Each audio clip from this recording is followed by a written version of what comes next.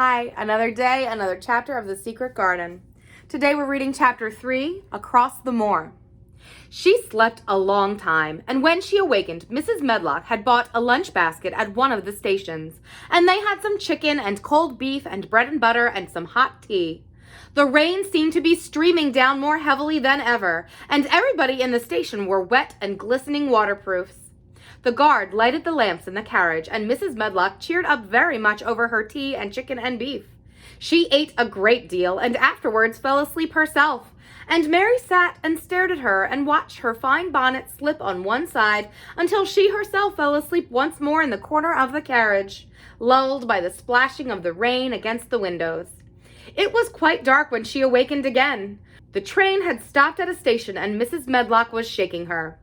"You have had a sleep," she said. "It's time to open your eyes. We're at Thwaite Station, and we've got a long drive ahead of us." Mary stood up and tried to keep her eyes open while Mrs. Medlock collected her parcels. The little girl did not offer to help her because in India, native servants always picked up or carried things, and it seemed quite proper that other people should wait on one. The station was a small one, and nobody but themselves seemed to be getting out of the train. The station master spoke to Mrs. Medlock in a rough, good-natured way, pronouncing his words in a queer, broad fashion, which Mary found out afterwards was Yorkshire. "I see thou's got back," he said, "and thou's brought a young un with thee." "Aye, that's her," answered Mrs. Medlock, speaking with a Yorkshire accent herself, and jerking her head over her shoulder towards Mary. "How's the missus?" "Well eno. The carriage is waiting outside for thee." A brougham stood on the road before the little outside platform. Mary saw that it was a smart carriage and that it was a smart footman who helped her in. His long waterproof coat and the waterproof covering of his hat were shining and dripping with rain, as everything was, the burly station master included. When he shut the door, mounted the box with the coachman, and they drove off, the little girl found herself seated in a comfortably cushioned corner. But she was not inclined to go to sleep again. She sat and looked out of the window, curious to see something of the road over which she was being driven to the queer place Mrs. Medlock had spoken of. She was not at all a timid child, and she was not exactly frightened, but she felt that there was no knowing what might happen in a house with 100 rooms nearly all shut up, a house standing on the edge of a moor. "What is a moor?" she said suddenly to Mrs. Medlock. "Look out of the window in about 10 minutes and you'll see," the woman answered. "We've got to drive 5 miles across Missel Moor before we get to the manor. You won't see much because it's a dark night, but you can see something." Mary asked no more questions, but waited in the darkness of her corner, keeping her eyes on the window. The carriage lamps cast rays of light a little distance ahead of them, and she caught glimpses of the things that they passed. After they had left the station, they had driven through a tiny village, and she had seen whitewashed cottages and the lights of a public house.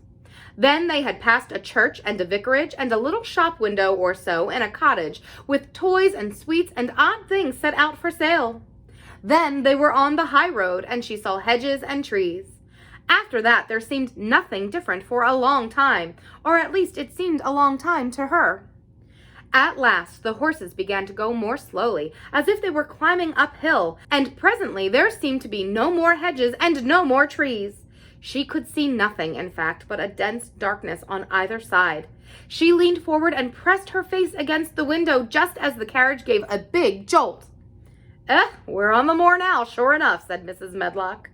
The carriage lamps shed a yellow light on a rough-looking road which seemed to be cut through bushes and low-growing things which ended in the great expanse of the dark apparently spread out before and around them. A wind was rising and making a singular, wild, low, rushing sound. It's not the sea, is it?" said Mary, looking round at her companion. "No, it's not," answered Mrs. Medlock, "nor it isn't fields nor mountains. It's just miles and miles and miles of wild land that nothing grows on but heather and gorse and broom, and nothing lives on but wild ponies and sheep." "I feel as if it might be the sea if there were water on it," said Mary. "It sounds like the sea just now." "That's the wind blowing through the bushes," Mrs. Medlock said.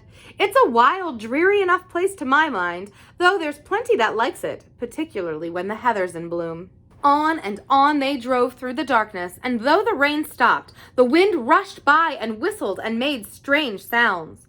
The road went up and down, and several times the carriage passed over a little bridge beneath which water rushed very fast with a great deal of noise. Mary felt as if the drive would never come to an end, and that the wide, bleak moor was a wide expanse of black ocean through which she was passing on a strip of dry land. "I don't like it," she said to herself. "I don't like it." And she pinched her thin lips more tightly together. The horses were climbing up a hilly piece of road when she first caught sight of a light. Mrs. Medlock saw it as soon as she did and drew a long sigh of relief. "I am glad to see that bit of light twinkling," she exclaimed. "It's the light in the lodge window. We shall get a good cup of tea after a bit, at all events." It was after a bit, as she said, for when the carriage passed through the park gates, there was still 2 miles of avenue to drive through, and the trees, which nearly met overhead, made it seem as if they were driving through a long, dark vault. They drove out of the vault into a clear space and stopped before an immensely long but low-built house, which seemed to ramble round a stone court. At first, Mary thought that there were no lights at all in the windows, but as she got out of the carriage, she saw that one room in a corner upstairs showed a dull glow. The entrance door was a huge one, made of massive, curiously shaped panels of oak, studded with big iron nails and bound with great iron bars. It opened into an enormous hall, which was so dimly lighted that the faces in the portraits on the walls and the figures in the suits of armor made Mary feel that she did not want to look at them. As she stood on the stone floor, she looked a very small, odd little black figure, and she felt as small and lost and odd as she looked. A neat, thin old man stood near the manservant who opened the door for them. "You are to take her to her room," he said in a husky voice. "He doesn't want to see her. He's going to London in the morning." "Very well, Mr. Pritchard," Mrs. Medlock answered. "So long as I know what's expected of me, I can manage." "What's expected of you, Mrs. Medlock," Mr. Pritchard said, "is that you make sure that he's not disturbed and that he doesn't see what he doesn't want to see." And then Mary Lennox was led up a broad staircase and down a long corridor and up a short flight of steps and through another corridor and another until a door opened in a wall and she found herself in a room with a fire in it and a supper on the table. Mrs. Medlock said unceremoniously, "Well, here you are. This room and the next are where you'll live, and you must keep to them. Don't you forget that."